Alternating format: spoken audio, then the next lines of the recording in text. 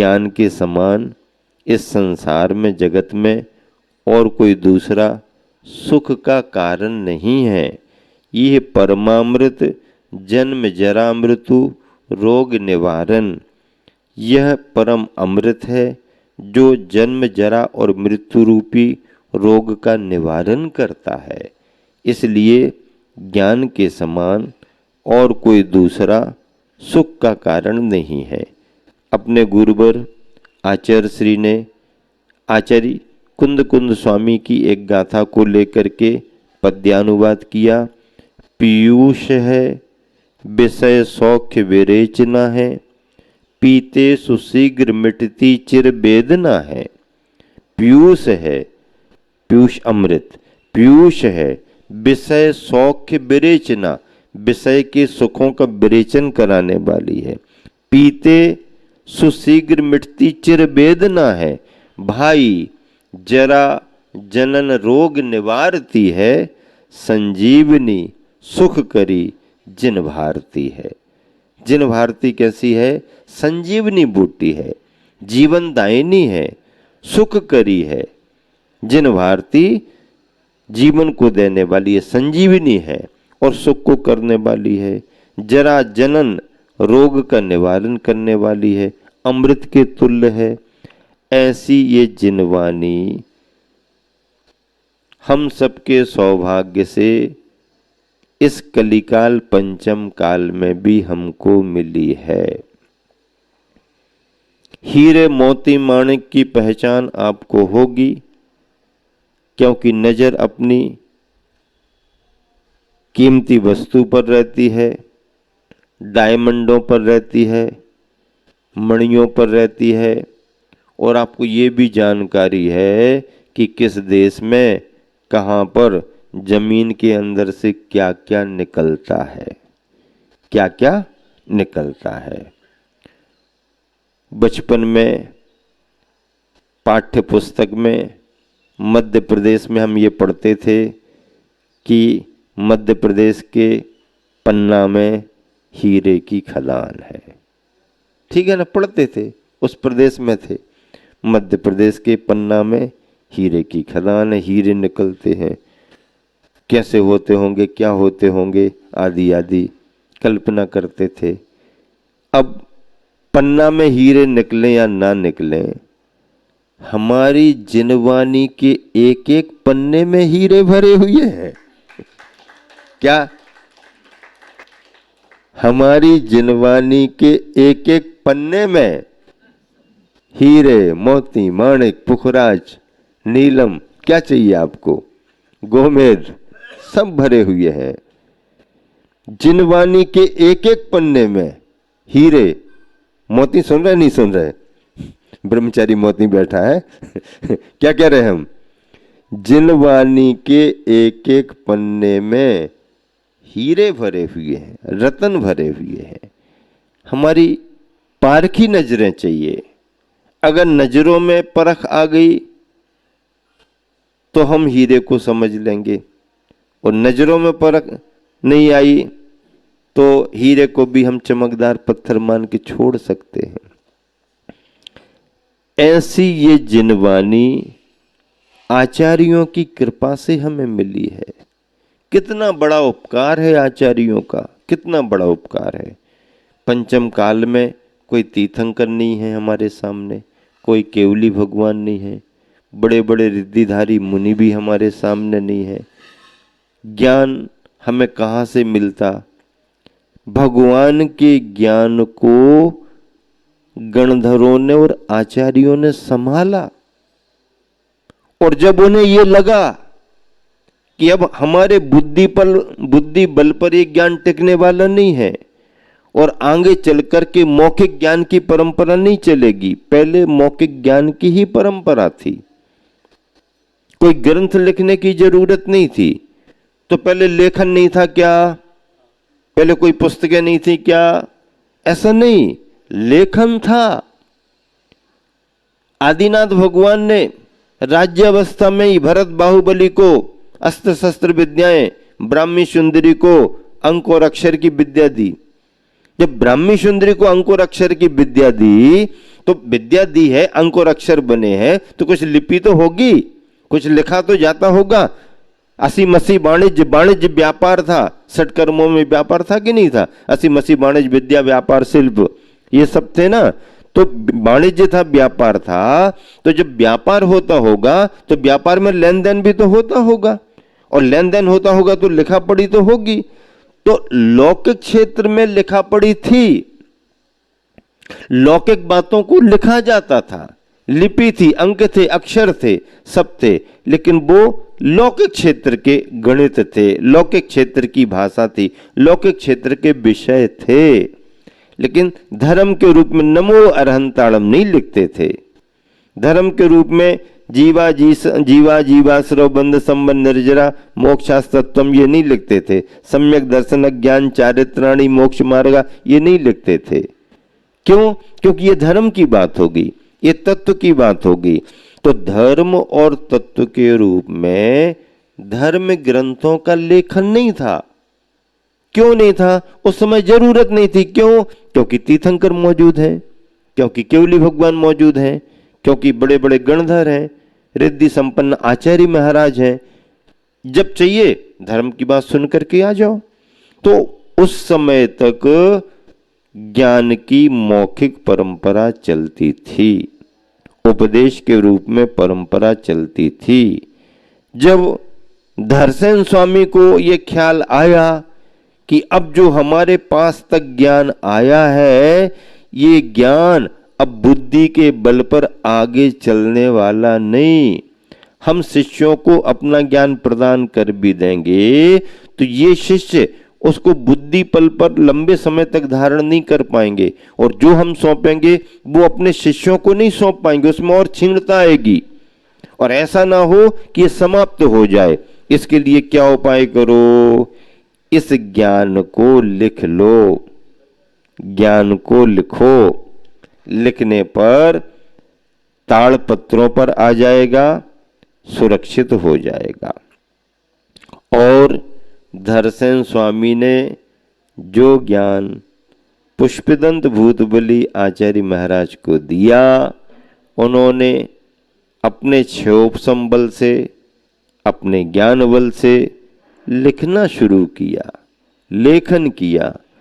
तब से ये धर्म के रूप में ग्रंथ लिखे जाने लगे। पहले प्रभु थे और गुरु थे, दोनों से ही परंपरा पर्याप्त चलती थी। लेकिन जब प्रभु का अभाव हुआ, महावीर भगवान का भी निर्माण हो गया, तत्पश्चात अनुबद्ध केवलियों का भी निर्माण हो गया, पश्चात अन्य 5 और केवलियों का निर्माण हो गया। अंतिम केवली श्रीधर स्वामी भी कुंडलगिरी कुंडलपुर से मोक्ष चले गए। फिर अंग पूर्व के आचार्यों का ये सिलसिला मौखिक चलता रहा, मौखिक चलता रहा, वहां तक लेखन की जरूरत नहीं। लेकिन जब से ग्रंथों का लेखन शुरू हुआ तो जिनवानी ग्रंथों के रूप में विराजमान हो गई।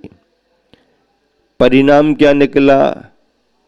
अब किसी देश काल परिस्थिति में अगर हम मंदिर नहीं भी बना पाए, विदेशों में कई जगह ऐसी हैं आप मंदिर नहीं बना सकते। हालांकि विदेशों में भी कितनी भी कट्टरता क्यों ना हो, आप सार्वजनिक नहीं बना पाओ, अपने निवास में, अपने गृह में तुम क्या कर सकते हो उसकी कोई मनाही वहां भी नहीं, अरब देशों में भी नहीं। आपका मंदिर सार्वजनिक बने ना बने, आप अपने अंदर आप अपना देवालय बना के रखो, कोई मना करने वाला नहीं। और अब तो अरब देशों में भी खुले बड़े बड़े मंदिर बनने की परमिशन मिलने लगी। हाँ, तो अब अगर ऐसी भी कोई जगह हो जहां पर मंदिर नहीं बना पा रहे, जहां हमारे गुरु नहीं पहुंच पा रहे, वहां हमारे को जिनवानी मदद करती है, वहां हमारे लिए जिनवानी सहारा बनती है। आप धर्म को पढ़ सकते, समझ सकते हो। और ऐसे आगम ग्रंथों की महिमा देव सास और गुरु के रूप में हमारे पास तक आई हुई है। देव, सास और गुरु का अपना बड़ा स्थान है। इसलिए उनके सम्मान में हम बार बार कहा करते हैं, हे निर्मल देव तुम्हें प्रणाम, हे ज्ञान दीप आगम प्रणाम, हे शांति के त्याग नहीं, शांति के त्याग करने वाले नहीं, हे शांति के मूर्तिमान और हे त्याग के मूर्तिमान। शांति के मूर्तिमान, त्याग के मूर्तिमान, हे शांति त्याग के मूर्तिमान शिवपथ पंथी गुरुवर प्रणाम। और ऐसे देवसास गुरु में तीनों निमित्त बने। तो देव का निमित्त तो केवल इतना रहा कि हम अगर उनसे कुछ सीख लिए तो सीख लिए, नहीं सीखे तो नहीं सीखे, प्रेरित हो गए तो हो गए, नहीं हुए तो नहीं हुए। वो आपको प्रेरणा देने वाले नहीं है। आप मंदिर में जाके बैठो, 10 मिनट में वापस आ जाओ, भगवान नहीं कहेंगे कि और 10 मिनट बैठो, क्यों जल्दी जा रहे हो। आप नहीं आए, फोन नहीं लगवाएंगे, बुलाएंगे नहीं। आप नहीं आए तो यहाँ कौन आएगा। आप ज़्यादा बैठने लगो, तुम क्यों बैठे हो यहाँ पर, अब उठो ना, ऐसा भी नहीं बोलेंगे। भगवान निमित्त हैं पर उदासीन है। आप लाभ ले लो ना ले लो आपके ऊपर है। जिनवानी भी उदासीन निमित्त है। आप पढ़ो, मना नहीं करेगी। आप नहीं पढ़ो, बुला करके आपको बाध्य नहीं करेगी। आपने थोड़ा पढ़ा, उठ गए, मना नहीं करेगी। दिन भर पढ़ते रहे, मना नहीं करेगी। जिनवानी भी उदासीन निमित्त है, लेकिन गुरु ऐसे नहीं है। देव और शास्त्र निमित्त है तो उदासीन है। आप लाभ ले लो, नहीं ले लो, नहीं ले लो। लेकिन गुरु उदासीन निमित्त नहीं है, गुरु प्रेरक निमित्त है। क्या है? प्रेरक निमित्त है। भैया कल हमने आपको कहा था ना, आपने ध्यान नहीं दिया। हाँ महाराज जी, हाँ ठीक है, कोई बात नहीं, आज ध्यान दे लेना। ये प्रेरक निमित्त है। अगर कोई विस्मृत हो रहा है तो उसको पुनः सचेत करना, उसको उसके उद्देश्य में आगे बढ़ाना। नहीं, चिंता क्यों करते हो ना, हम तुम्हारे साथ हैं ना, अपन सब मिल करके करेंगे, कोई बात नहीं, कोई कठिन काम नहीं है। चलो, जैसे सेनापति कमांडर अपने ग्रुप के लिए, अपनी टीम के लिए उसके हौसले बढ़ा करके काम करता है, ऐसे ही गुरु समाज में समाज का संरक्षक बन करके समाज के लिए प्रोत्साहित करते हैं। हमारे गुरुवर आचार्य ने मंदिरों के जीर्णोद्धार तो कराए, मूर्तियां भी बनवाई, पुरानी का नवीनीकरण किया, नए बिंब भी स्थापित कराए, पुराने मंदिरों को नया कराया, नए मंदिर भी बनाए।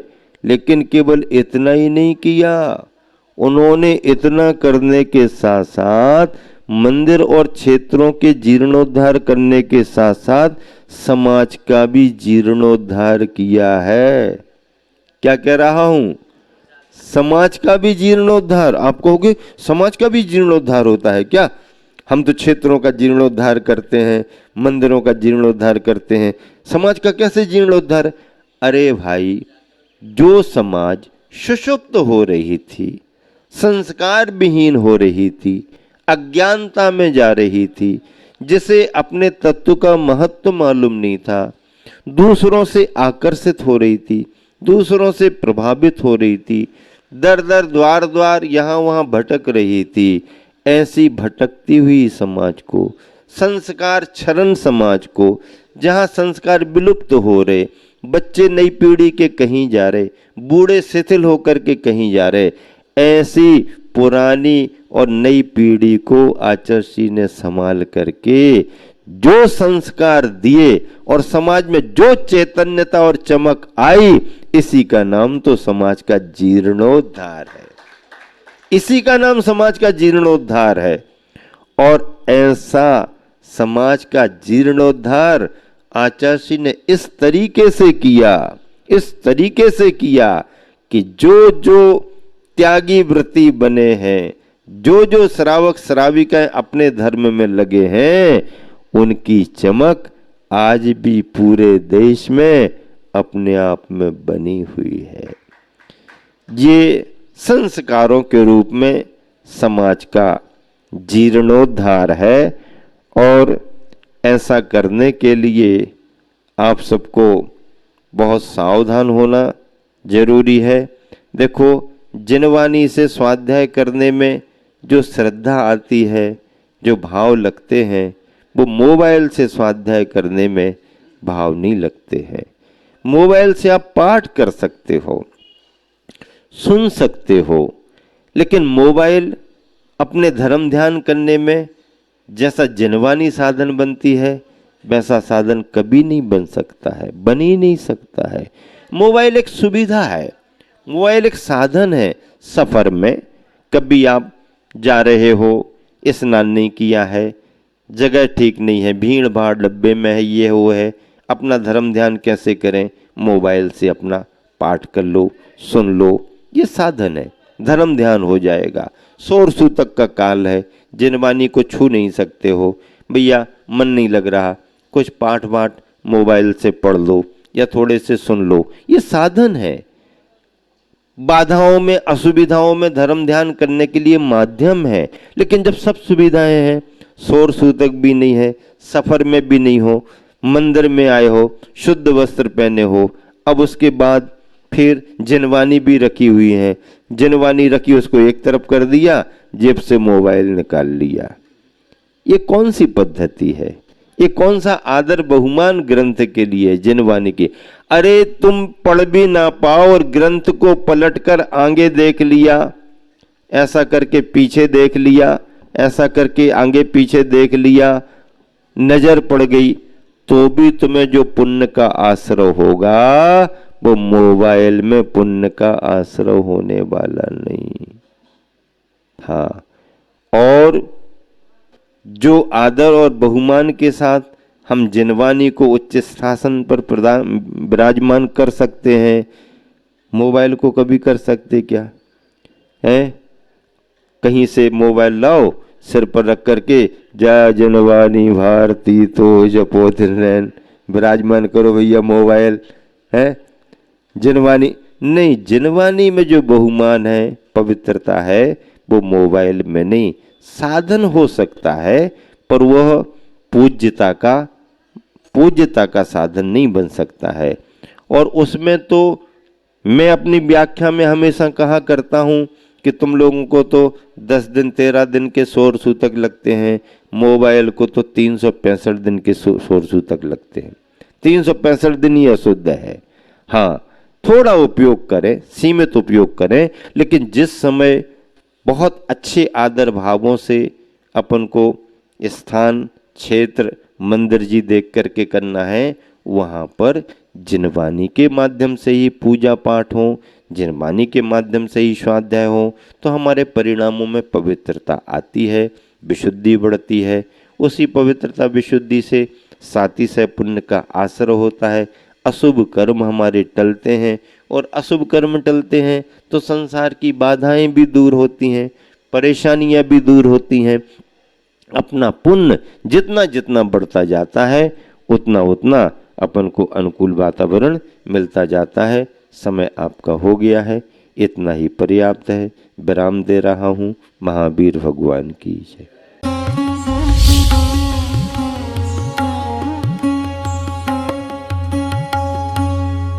सच्चा ज्ञान वह है जो आत्मा की पहचान करा दे,